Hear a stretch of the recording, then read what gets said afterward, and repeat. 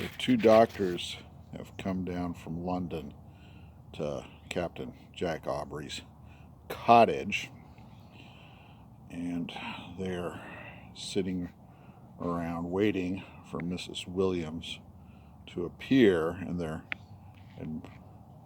Stephen Matron comes in, and "Your servant, gentlemen," said Stephen. "I trust you have not been waiting on me." "Not at all," they said. Their patient was not yet ready for them. Might they tempt Dr. Maturin to a glass of this capital Madeira?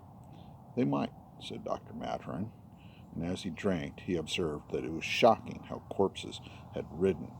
He had been cheapening one that very morning, and the villains had had the face to ask him 4 guineas, the London price of a provincial cadaver. He had represented to them that their greed must stifle science, and with it their own trade, but in vain. The 4 guineas he had had to pay.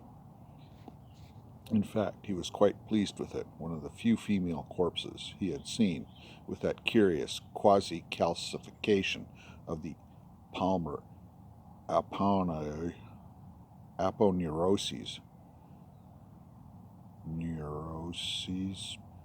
Fresh, too, but since it was only the hands that interested him at that moment, would either of his colleagues choose to go snacks? "I am always happy to have a good fresh liver for my young men," said Sir James. "We will stuff it into the boot." With this he rose, the door opened, and Mrs. Williams came in, together with a strong smell of singed hair.